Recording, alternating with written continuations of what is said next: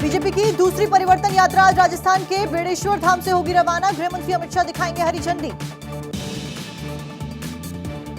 चित्रकूट से शिवराज सरकार की जन आशीर्वाद यात्रा का आगाज। बीजेपी अध्यक्ष जेपी नड्डा दिखाएंगे हरी झंडी। भगवान काम तानाथ के करेंगे दर्शन।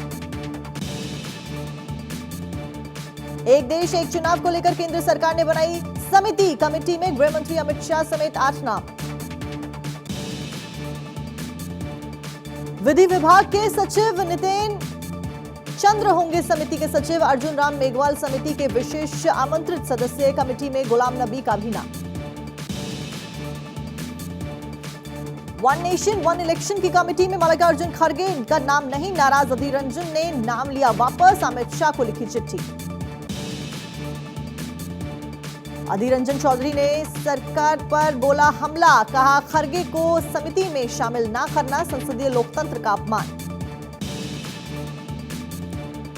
एक साथ चुनाव का संभावित रास्ता बताएगी समिति। कांग्रेस ने समिति को संसदीय लोकतंत्र को खत्म करने की साजिश बताया। संसद के विशेष सत्र में नहीं होगा प्रश्नकाल। लोकसभा राज्यसभा सचिवालय ने दी जानकारी। 18 सितंबर 2023 को शुरू होगा 17वीं लोकसभा का 13वां संसद सत्र। नीतीश कुमार का बीजेपी पर करारा हमला। इंडिया की तीसरी बैठक के बाद में विपक्ष की मजबूती से बीजेपी घबरा गई है। बिहार के सीएम नीतीश कुमार ने वन नेशन वन इलेक्शन का किया समर्थन। कहा यह बहुत अच्छा है। संसद में विस्तार से चर्चा होगी तो जेडीयू भी अपना पक्ष रखेगी। 6 राज्यों की 7 विधानसभा सीटों पर उपचुनाव। 5 सितंबर को होंगे विधानसभा सीटों पर वोटिंग। उपचुनाव के लिए प्रचार का आज आखिरी दिन। तमिलनाडु के सीएम स्टालिन के बेटे उदयनिधि ने सनातन धर्म की तुलना डेंगू और कोरोना से की, जिसका महज विरोध नहीं किया जा सकता बल्कि इसे खत्म किया जाना चाहिए। उदयनिधि स्टालिन के स्टेटमेंट पर सियासत। अमित मालवीय ने उठाए सवाल। कहा उदयनिधि के सनातन को खत्म करने की बात कही। डीएम के विपक्षी गठबंधन की प्रमुख सदस्य। क्या मुंबई की बैठक में इस पर सहमति बनी थी? उदयनिधि स्टालिन के स्टेटमेंट पर शहजाद पूनेवाला का पलटवार। उद्धव ठाकरे से पूछा सवाल। कहा क्या उद्धव ठाकरे को यह बयान स्वीकार है? शहनवाज हुसैन ने इंडिया गठबंधन पर बोला हमला। उदयनिधि स्टालिन के स्टेटमेंट पर कहा विपक्ष उदयनिधि स्टालिन के स्टेटमेंट से सहमत है। इसका जवाब इंडिया गठबंधन को देना चाहिए। कांग्रेस ने उदयनिधि स्टालिन के स्टेटमेंट से किया किनारा। नाना पटोले ने कहा कि हम सर्वधर्म समभाव की भूमिका साथ लेकर चलते हैं, किसी की भावनाओं को ठेस पहुंचाना नहीं चाहते हैं।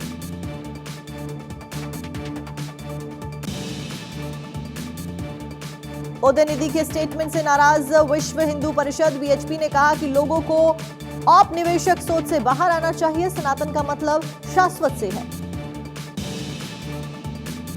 सीएम नीतीश पर गिरिराज सिंह का हमला। कहा हिंदू बच्चों को संस्कृति से दूर रखने की साजिश। नीतीश बिहार में शरिया कानून लाना चाहते हैं। हरियाणा में तेजी से संगठन का विस्तार कर रही है आम आदमी पार्टी। सीएम केजरीवाल और भगवंत मान का आज हरियाणा दौरा। भिवानी में दिलवाएंगे पदाधिकारियों को शपथ।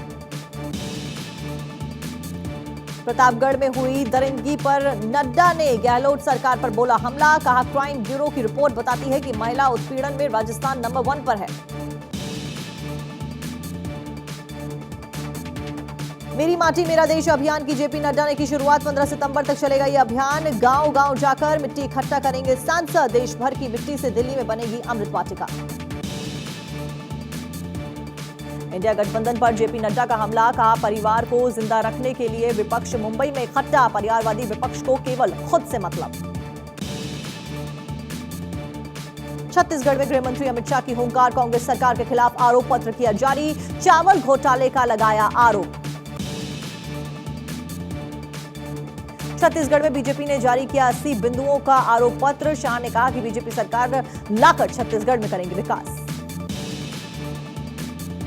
छत्तीसगढ़ पर पीएम मोदी का ट्वीट। आरोप पत्र हर क्षेत्र में बदहाली को उजागर करता है। बीजेपी विकास की मुख्य धारा से जोड़ने को प्रतिबद्ध। दलितों, आदिवासियों और वंचितों को जोड़ेंगे। पुणे में आरएसएस की कोऑर्डिनेशन कमेटी की बैठक 14 से 17 सितंबर तक होने जा रही है बैठक। बीजेपी समेत संघ के अनुयायी संगठन के प्रमुख रहेंगे मौजूद। संघ बीजेपी कोऑर्डिनेशन पर बनेगी रणनीति। लोकसभा चुनाव को लेकर होगा मंथन। बीजेपी के कई बड़े नेता बैठक में होने जा रहे हैं शामिल। छत्तीसगढ़ में राहुल गांधी ने भरी चुनावी हुंकार। बीजेपी पर साधा जमकर निशाना। बीजेपी का काम लोगों को बांटना, नफरत के बाजार में मोहब्बत की दुकान। घोसी उपचुनाव में सीएम योगी की एंट्री। अखिलेश यादव पर साधा निशाना। कहा कोरोना काल में सपा प्रमुख ने करवाया था इंग्लैंड का टिकट। सीएम योगी आदित्यनाथ पर अखिलेश यादव ने किया पलटवार। कहा बीजेपी डरी हुई है। सीएम योगी ने घोसी में रुके हुए विकास, बेरोजगारों के लिए काम और महंगाई की समस्या का कोई जिक्र नहीं किया।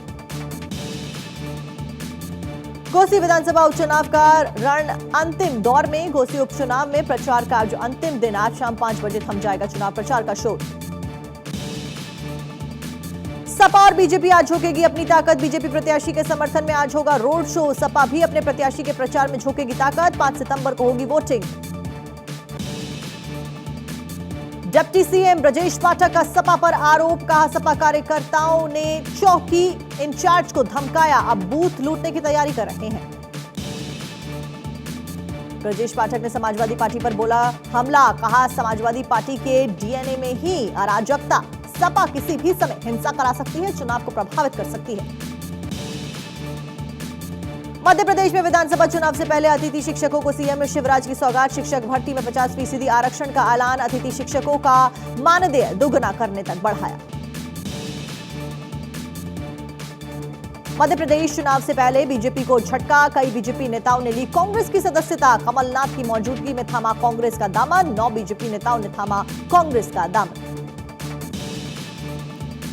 मध्य प्रदेश विधानसभा चुनाव को लेकर एक्शन में कांग्रेस पार्टी। 15 सितंबर तक कांग्रेस जारी कर सकती है प्रत्याशियों की लिस्ट। सीलबंद लिफाफे में प्रत्याशियों का नाम। उत्तराखंड के बाद उत्तर प्रदेश में यूसीसी पर हलचल तेज। राज्य विधि आयोग ने यूनिफॉर्म सिविल कोड को दी सहमति। उत्तर प्रदेश में यूसीसी लागू करने पर आयोग ने दी सहमति। जमीयत उलेमाए हिंद का मोहन भागवत से सवाल। सरकार से पूछे मोहन भागवत की स्किल इंडिया, खेलो इंडिया और स्टार्टअप इंडिया में इंडिया नाम क्यों? असम सरकार बहुविवाह पर रोक लगाने के लिए विधानसभा में पेश करेगी विधेयक। सीएम हेमंता ने दी जानकारी।